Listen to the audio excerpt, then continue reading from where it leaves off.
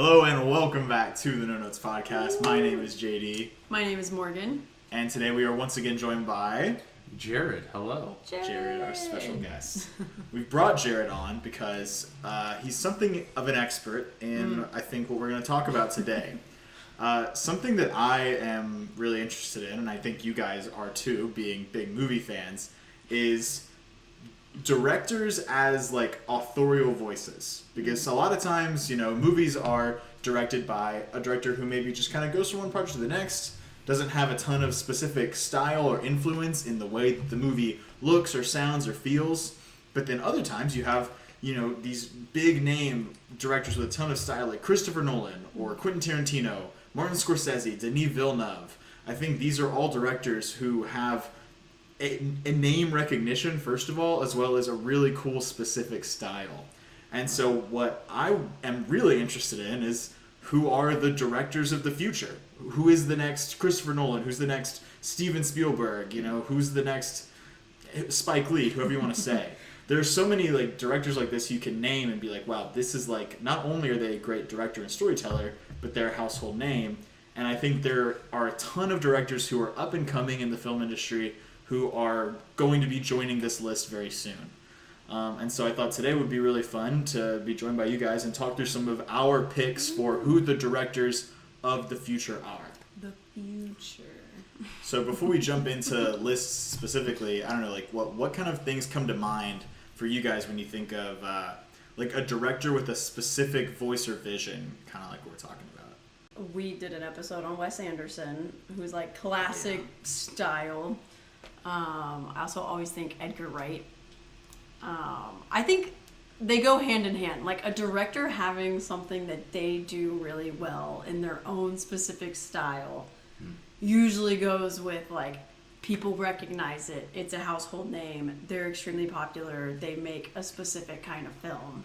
It all goes together of they're really good at one thing, and so they do that one thing all the time, and that's what makes it recognizable. Another person that does it very well at leaving their genre, but keeping the same type of look and style is Spielberg. Yeah. I think ever since the first movie that comes to mind is Bridge of Spies or War Horse.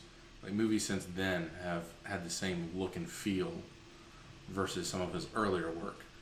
So I think that he's kind of figured out his style and what he likes with his DP, and then they just kind of keep that throughout whatever the projects are. Yeah, that's a great point. And now I think if we're talking about the directors who are going to be household names of the future. I mean, you mentioned Steven Spielberg already.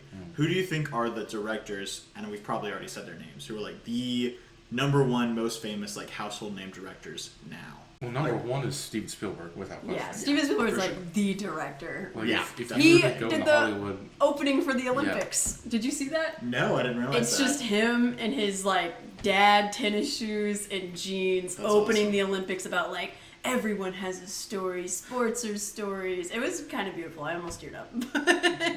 So he's very famous in all realms of everything. if you were to have a Mount Rushmore of directors from Hollywood, he's where George Washington is. Yeah, definitely. I can get behind that. I can get behind that as well.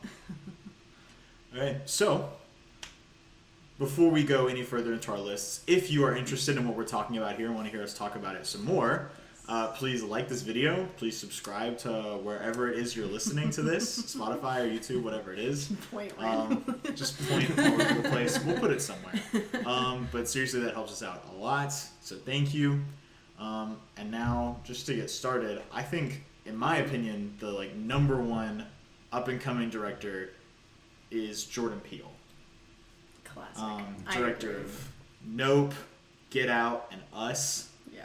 And the reason I think that Jordan Peele is this way is because I think he's one of the only directors nowadays who is in the same realm as Steven Spielberg or Martin Scorsese or Christopher Nolan, where his name is all you need to want to go see the movie. Yeah.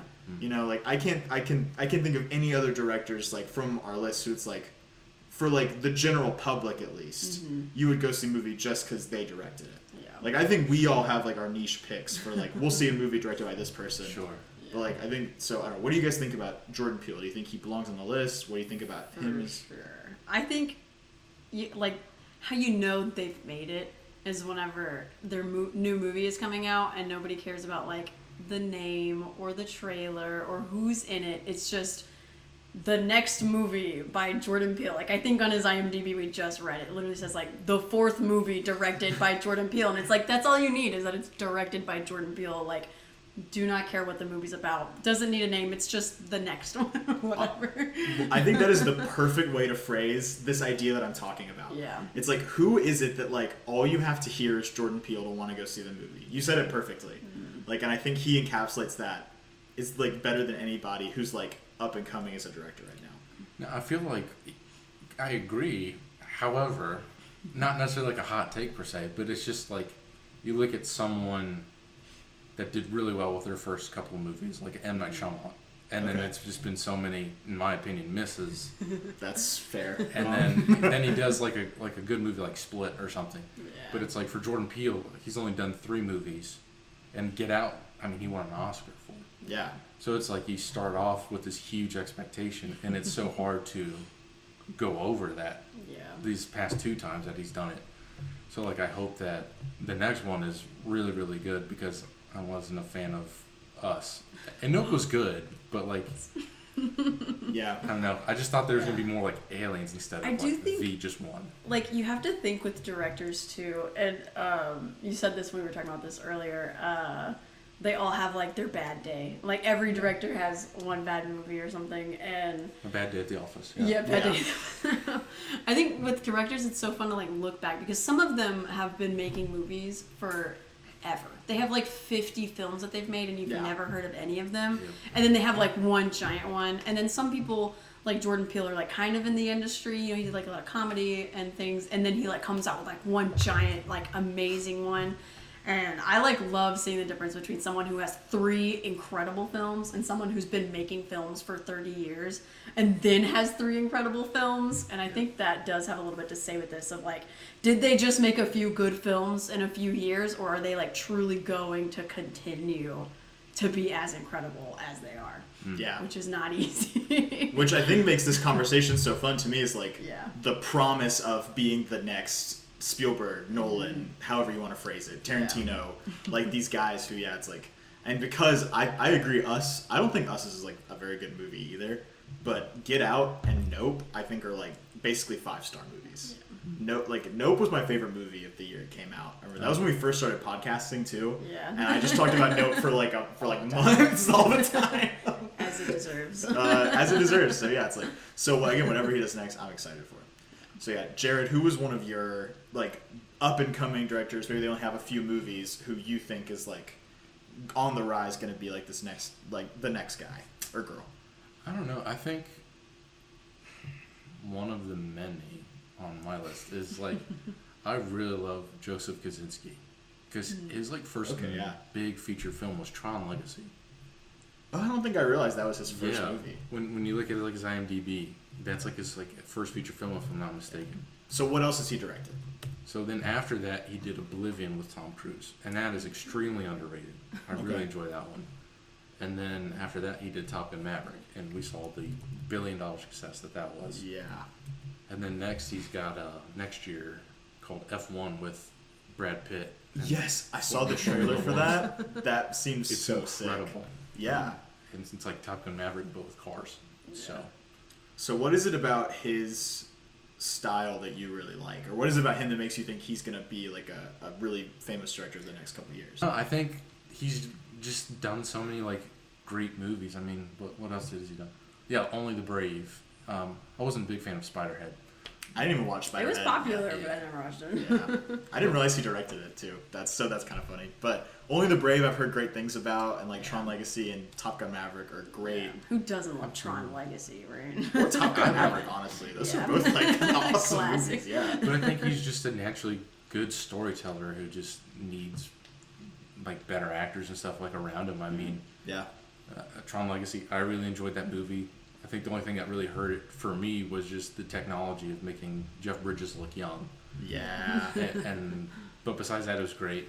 And Oblivion, I mean, the story was really good, and it was like had a nice little twist. And then Top Gun Maverick was a great competition movie, but also I mean, they did almost all of it in the fighter jets. So I think he brings like a lot of realism to it. So I can't wait to see what he does next. Yeah, that's a great call. Morgan, who's someone from your list? I'm gonna be honest with you. I'm not the kind of person that pays attention to who directed the movies that I'm watching. So I just looked at like movies that I really like and tried to find some connection between them. Fair. I don't know. I know the big directors, but I've just never been super interested in like paying attention to it. I don't know why. I should be more into it. I was wondering if this was gonna, because this is something I am like obsessed with. Yeah. Where do you feel like you enjoy following like directors' careers, Jared, or is it more just kind of like? Yeah, I mean, I definitely care about that. I want to do it myself eventually, but like, it's definitely fascinating to see how people got started. I mean, Jordan Peele, was doing comedy and then horror. It's like, okay. Yeah. And just blew up there. So you just got to find your niche and see how they thrive after that. Yeah. Yeah. One who I love. I don't even know what counts as like. It's not really up and coming. Okay, I'm gonna say Matt Reeves, just because I realized that he made Cloverfield, which is one of my favorite movies, and then all the Planet of the Apes, which are incredible, and then making the Batman, 2 of the Planet of the Apes. Sorry, I forget that there's a million of them. And then the Batmans, which are coming up. And I think all of those movies, which this is why it's fun to look at directors, because you think of like Cloverfield and the Batman, and you're like, oh, I would have never known that the same person made those movies. Yeah, when you're looking at the director between 2 movies that just seem so different, and you realize that the same person is behind it, seeing the similarities in it and like how they've grown and everything is so interesting.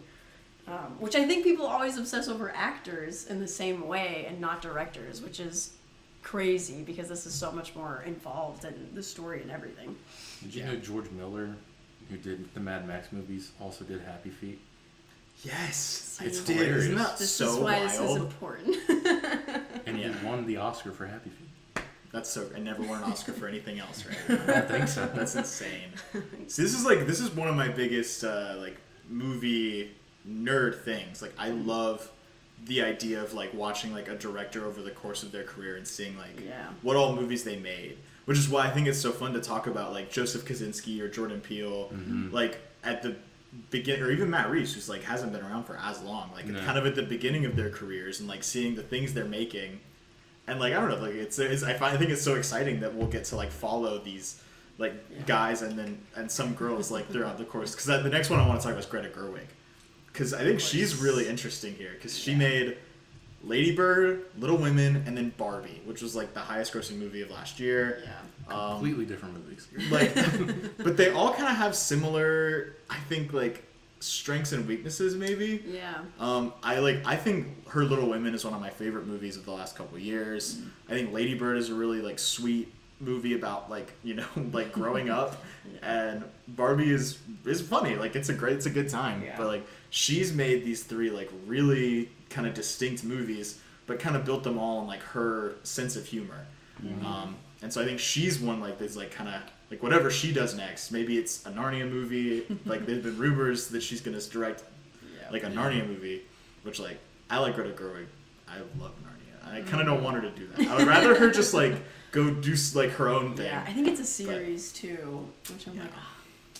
That's another thing I noticed a lot of the directors I was looking at is they do a lot of TV and then like one really good movie. Yeah. And I'm like, oh, make more movies.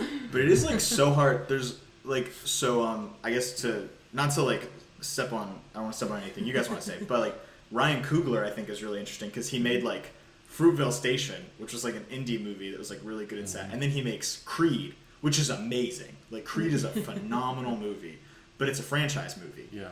And then he makes 2 Black Panther movies, and so he's only made 1 movie that's like a Ryan Coogler movie. Everything's kind of in a franchise, and for as good as like the Creed and the first Black Panther are, like I kind of want to see Ryan Coogler make like something cool and original. Yeah.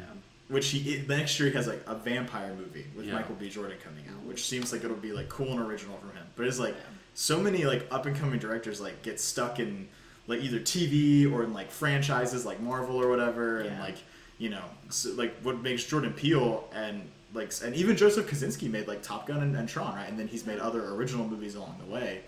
You know, Jordan Peele like actually has not made a franchise movie yet, which is kind of surprising that he's been allowed to do this for so long. But so yeah, I don't know. Jared, who's another one from your list?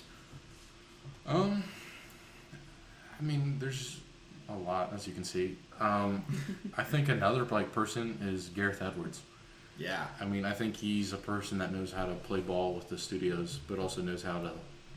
So what all has do Gareth it well. Edwards directed? Well, the first one he did was like an indie movie, kind of like a doc, in a way. It was called Monster. Yes. And that was really good. And they shot it for like super cheap too. It was crazy. Like he shot one of the stuff like in his bathtub. It looked like Really? a fighter jet or something. Yeah, it was that's crazy. really funny. I didn't realize that. Yeah, and then so he does that. Then he does Godzilla, and then after that he does Rogue One. But then there was also like behind the scenes drama on Rogue One. But he played ball. Yeah. And then because he played ball, he got to do The Creator. Did you watch The Creator? I watched most of it and I fell asleep. Not because it's a bad movie. Not because it's a bad movie. I just was physically exhausted.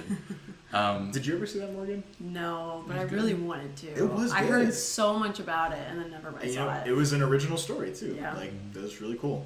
But how they shot that movie and everything was crazy. But like Yeah. again, because he played ball, the next movie he's gonna do that they're filming right now is the next Jurassic World movie.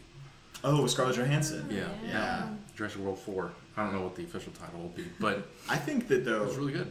based on I haven't seen his first film, but based on Godzilla and Rogue One and The Creator, I think he is one of the best like visual effects directors that there is. Yes. Like he can, like when he directs CGI, it doesn't look like bad. Like the latest Jurassic Park movies have been just bad, like obvious CGI.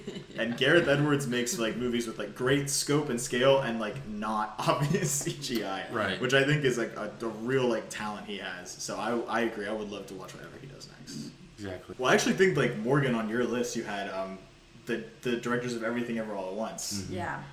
The Daniels, is that what they go by? Yeah, I have. I think that was a miss. I should have put them on my list. That was a miss for Everything me. Everywhere All at Once and Swiss Army Man. They both made, and they are number 8 and 9 on my top 10 list of all time. So I will watch anything they make from this point on. And I'm pretty sure they signed like a big contract with I think it was maybe Universal or Paramount. It was one of the big studios, like for whatever their next movie is. Yeah. They were just like, hey, you go we'll pay you to go make a movie and we'll distribute it. And they're probably gonna sell it, be like, oh, this is the new movie from the guys who made Everything Ever All at Once, right? Like it's And talk about like having just like a weird style that works, and like those two movies are such different topics. yeah. I think one of the biggest directors for that is someone who Jared and I both have on our list is Robert Eggers. Yeah. Robert Eggers, he made The Witch, he made The Lighthouse, he made The Northman, Love that movie. and then he's coming out with Nosferatu later this year. So excited. I'm for so that. excited. He has I don't know, Jared, how would you describe Robert Eggers' style? I mean, kind of like gothic in a way. Not necessarily emo, Yeah. but definitely gothic. For sure. But it's like the dude is very brutal in his storytelling, very intimate, Yeah. and he just Those are both really good words to use. he just knows how to frame. I mean, or at least his DP does. We'll say that at the least. Yeah. But like, especially with that trailer for Nosferatu, like I felt claustrophobic watching the trailer. Yeah. So I can only imagine what the movie itself is going to be. I know.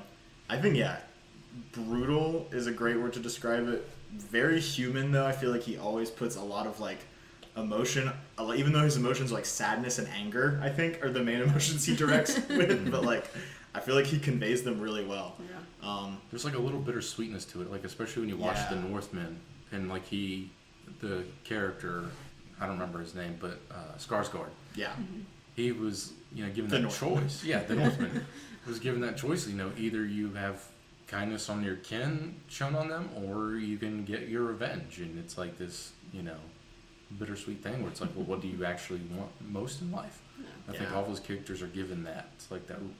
I think very so, clear. yeah. What do you want Yeah. in this situation? Definitely Anya Taylor-Joy in The Witch gets that presented to her, and yeah, like it's sad like watching her like get presented that choice all along the way until she's like so broken by everything that happens that she like makes the wrong choice, and it's like so sad, but it's like so fascinating at the same time. And it's honest. And it's honest. Yeah, I agree. So he's one that like I think I would watch whatever movie he makes, because, and again, like he's told like I don't know, like mostly like original stories too. Yeah. Kind of like Nosferatu now, I guess, is like an adaptation of like a vampire novel, an old film. I believe it's like, But yeah, what's his face? Dracula. yeah, I think so. I think so.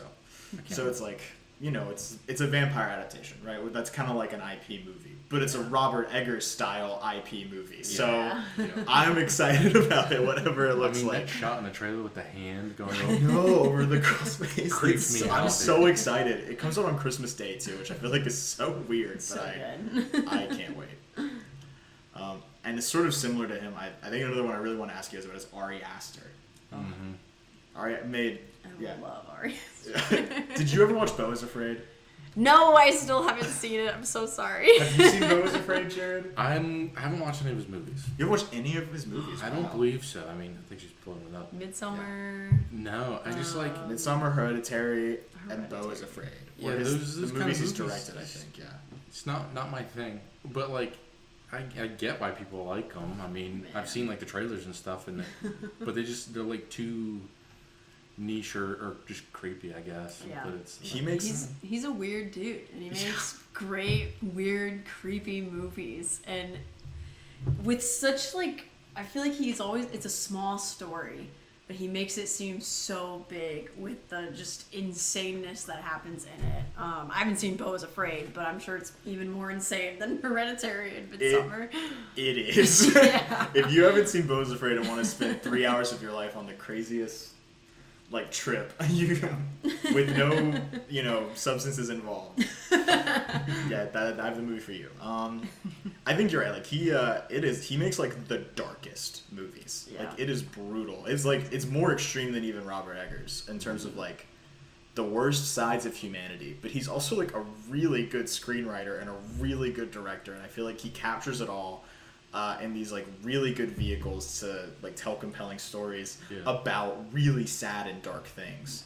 And he has a new movie coming out. It's a Western starring Pedro Pascal's in it. Pedro Pascal And and Austin Emma Butler. Stone and Austin Butler. I think so. I think you're right, yeah. So again, it's like he's like this up and coming director. He's made like, and again, he's kind of doing everything his own way, right? Like his movies have his own unique style, and he's getting Pedro Pascal, Austin Butler, Emma Stone, and Joaquin Phoenix to star in his next movie. Incredible. Those are really good, really famous actors that are in Yeah. his like Western movie. Like that's the kind of thing I'm like So fun. what other directors can like get people to do that? Like Ari Aster can do that, you know? Like, Especially a very like niche guy. I mean, his movies Yeah. aren't making hundreds upon hundreds of millions of no, dollars. yeah, they have like a niche fan base. I think Morgan and I are both in it. I guess you're. A I little mean, I'll outside. check this one out because if it's like a Western with Austin Butler and whatnot and Pedro. Jared said all I need is whatnot. Austin Butler. Austin I like Butler and Westerns. Pedro. You know, I like yeah. neo-Westerns and that kind of stuff. So. Yeah. Jared, who's another director that you kind of wanted to shout out? Give a shout out. Well, I like, well, there's two, but I'll start off, they're both the Davids. But like, David F. Sandberg, I think, is a guy that's doesn't get enough credit. Yeah. So what all has he directed? So the first movie he did was actually a short film called Lights Out. They shut off the light switch or whatever. There's this creature at the end of the hall, and they keep doing that a bunch of times, and then finally the creature jump scares you. Yeah. But they made a feature out of that, and it was actually pretty Oh, I know what you're talking good. about. And then after that, he did Annabelle Creation, and that was really, really good. Yeah. Are you a big Conjuring movies guy? No, I mean, I think they're fine, but like him specifically, like with David's movies, I really enjoy it, and I think he understands how to direct. And he did the two Shazam movies. I liked the first one. I didn't really care for the second one. But David F. Sandberg is more of a horror guy, so they're shooting a new one right now called like Until Dawn or something like that. Okay. And I think that will really show his strengths, because some people are really good in a certain genre outside of others. So I just hope that we see that in the next one. And that's almost like the exact same career path as Ryan Coogler, where he made like his own like original movie, Right. and then he made like a horror franchise movie, made a superhero Ryan Coogler Creep was like, and now he's getting to direct his own thing. Exactly. Yeah, And it's I kind of funny. Yeah. hope he's kind of like a John Carpenter. Yeah. going on. So you had David F. Sandberg, and then who's the other David? the other David is David Leitch, Director of The Fall Guy. director of The Fall Guy. Yes, Yeah, so you guys, what did you guys think of The Fall Guy? I think we've talked about Fall Guy on the pod. I love that movie. Yeah, we actually went to see it together, I think. Oh, that's funny. It was. I really liked it. I thought it was really fun. I don't know. It kind of like tug on my heart of like, oh, I just Yeah. love the film industry, but this is also like kind of stupid and kind of fun. Oh yeah. I enjoyed Yeah. it a lot. I was kind of a Fall Guy hater, honestly. Which I think I'm like the only one. Everybody on I like think you need to give film it a Twitter rewatch. loved the. I don't think you know what you're talking about. I guess I do because I watched it in the theater. I watched it in the theater by myself. Which may have been my First mistake. problem. But I was like, I was off work. I had nothing to do for like a Tuesday. Yeah. $5 movies on Tuesday. So I was like, I'll go watch The Fall Guy, and then I was like, there are so many like structural problems with this. And I was like, I felt like I was so taken out of the movie by how like quick paced it was moving. But also, I bet if I watched it with a bunch of friends, I probably wouldn't have been paying attention to that. So, all that to say, I do like his other. He directed Bullet Train as well, right? He did. Which I liked. And then what else has he made? So he did. People forget this, but he was actually a co-director of the first John Wick. But he didn't get credited on it because, like, behind the scenes DJ drama crap, Sure. as it always is. Yes. But so he co-directed that. Then he did Atomic Blonde. Okay, I've heard that's good. It's great. I mean, there's some scenes you should probably skip, but the action sequences are phenomenal. Deadpool 2, I thought it was good. I liked it more than the first I liked Deadpool. it Yeah. a lot. And then Hobbs and Shaw, again another fun action movie. I've seen that. But I really enjoyed Bullet Train. I feel like that's when him and his team figured out what they really like with their style and the humor. I do love Bullet Train. Yeah, it's hilarious. And then like we talked about Fall Guy, which I again love with all my heart. Okay. So I think that he's just figuring out what kind of genre he wants to stick in, which I think is action. I just hope he doesn't stay with like the same shtick of the humor and stuff all the time. Like I want to see him maybe change it up and make it more of a drama with action scenes in it, more than an action movie with some drama scenes. I haven't seen Atomic Blonde, but all of his other movies are definitely the action comedy, which is a big genre right now. Yeah. Like, that's like, I feel like every other blockbuster is like action comedy. Like that Sandra Bullock and Channing Tatum movie. Oh, Yeah. Lost Like City. that Lost City is like this is like what's the premise here? Oh, it's comedy, but they get into hijinks, you know? Right. Kind of like Bullet Train maybe more action, comedy second, but still. But I guess post Deadpool 2 has been the comedy stuff. Yeah. And I think it's just because the Ryan Reynolds probably rubbed off on him. But I hope that the next stuff that he does is a little more focused on, like I said, the drama or whatever he ends up doing next instead of the comedy aspect. And he is cool because he has definitely built up like a cool career of like a mixture of original and IP storytelling, which seems to be a pretty common theme here. So yeah. One more that I really want to talk about is Damien Chazelle, who is like maybe my favorite. I don't know, him or Jordan Peele would be my favorite that we talked about. But because Damien Chazelle directed Whiplash, La La Land, he made First Man, which I actually still have not seen. It's pretty good. And then he made Babylon. And I don't know, did you guys watch Babylon? No, it was a little too long. Literally, don't watch it. I did not like Babylon. But again, I think I'm like in the minority of people because I thought Babylon was. It's like JD's a hater. guys, I made a list of all the directors that I love. Okay, and Damien Chazelle's on it. I just didn't like his last movie, but I love Whiplash, one of my favorite movies of all time. I love La La Land because I'm a generic film bro. Okay? I've said so many times that I dislike both of those movies for the same reason, and this is all just making sense right now to me. I did not realize Whiplash and La La Land. Yeah. That you don't like either of them for basically the same reason. Yeah. Which is why. I hate the ending? Strive for perfection. It's the only thing that matters. Yeah. Hate yourself to be the best. It's so toxic and I hate it. But and both of JD those always movies says, are "That's the about point. why that's That's the wrong. point." I know, but I can't watch it. I don't like it. Anyways, he's a great director. Incredible. Amazing. I agree. Morgan and I have had this version, I think, on and off the podcast. So many times. Because I think he's so good at putting Yes. these like ideas of like He's like, too good. That's my problem with it. He just makes you upset. Yeah. Because I think he like genuinely like the themes that he's able to put in his stories, I think are really like they just sit with me so well. I think he is so good at weaving them in like the screenplay and in the direction, like the way he shoots everything. He's the same DP and the same composer on all of his movies, and they just tell these stories really. Even in like Babylon, where I think he goes like way too far in the extreme. Because again, it's like similar ground of like like what like is it really worth it? Basically, it's like the theme of all his movies. Like, is it worth it to sell your soul to be good at music? Is it worth it to give up on your dream, on your like relationship to pursue your dreams? Babylon is like, is it worth it to like live like a debaucherous lifestyle if it means you're like creating good art? And it's so like, all of these things are like the answers in all of them is like, well, obviously no, it's not, but people do it anyway. Yeah. And so all of his movies are examining this idea of like, is it worth it? And I think that's so compelling, even when I don't think he does a good job. I just think it's so compelling and cool. And I think he's like already won an Oscar for La La Land, and I think he's just so talented, and I really want to watch whatever he does next. Yeah. I don't believe in La La Land. You're a La La Land hater too? No, because I haven't seen the film. So Okay. I can't hate on anything if I haven't seen it. That's fair. That being said, because the ending got spoiled for me.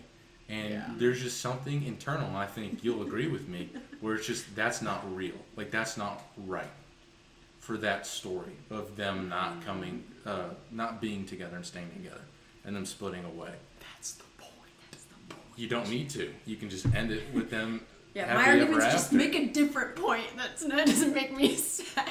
Because the story you're trying to tell you. That's why and it's that you're so trying to good. No, sell. he's incredible. He's incredible. He really is. I know. I would definitely watch anything that you put out next, and except for obviously. I did love First Man.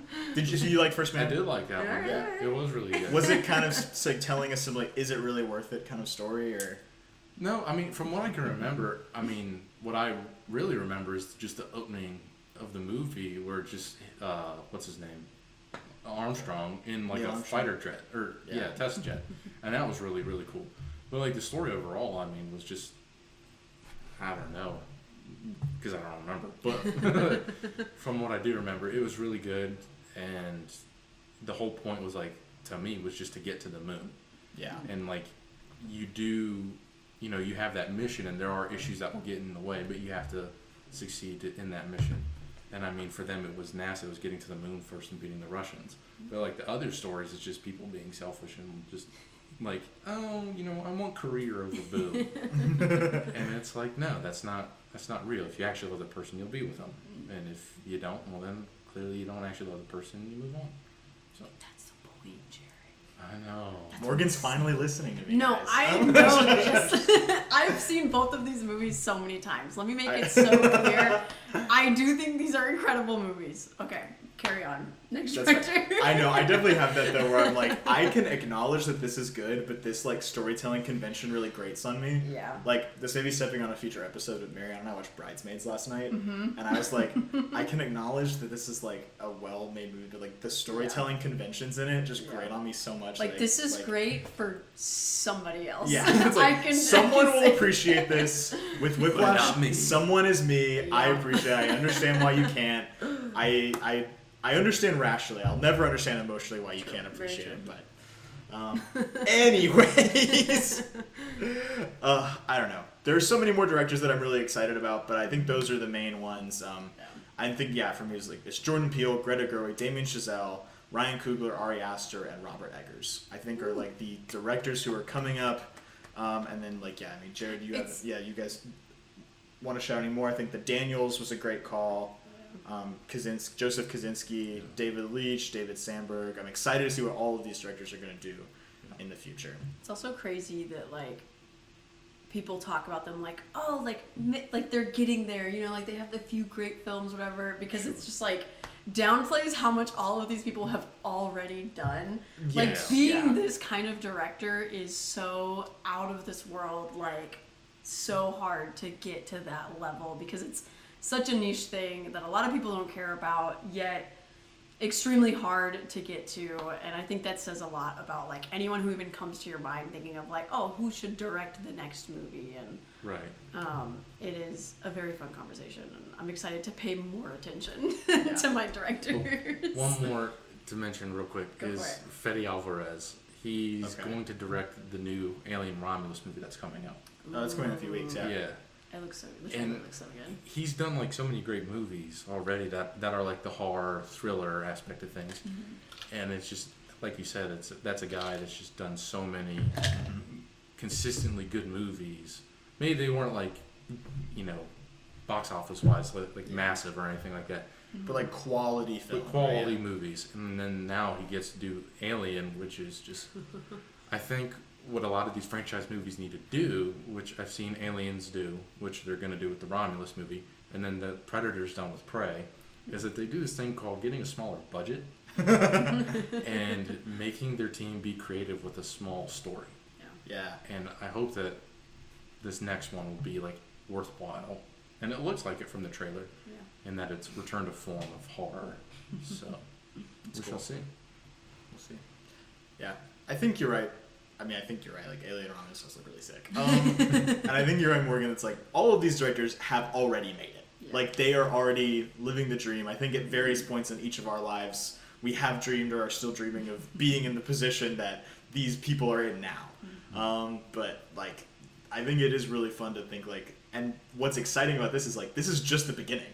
Yeah. Like, Steven Spielberg, Martin Scorsese, they're at the end of their careers. Christopher Nolan, Denis Villeneuve, Edgar Wright, they're kind of in the middle of their They're careers, kind right? of at the peak right now. Kind of at the peak, right? Like, they probably got, you know, like Quentin Tarantino says he's going to make one more movie, right? M. Night Shyamalan, right? Like, I don't know. Allegedly. Like, I don't, Shyamalan or Spike Lee, like, how many more movies do they have, right? Yeah. These guys that we're talking about are just at the beginning. They are just getting started. We have, like, decades of awesome movies to look forward to from all of them. And it makes me so excited to be like a film fan and like about the future of film. Like whatever, like next year there's going to be a new Joseph Kosinski movie and a Ryan Coogler movie, and I'd be like, wow, like this is the new movie from this guy that I can get so excited about. And it's an awesome feeling. It's so cool, to me especially, and I hope that you guys listening have found a little bit of the same joy that we have in this as well. If there's a director that you love that we missed, let us know. Like. There's so many that are here, like that we have kind of written down on our list, even though it's no notes, that we didn't even get the chance to talk about. And I know there are so many people that I am just so excited to see what their careers hold.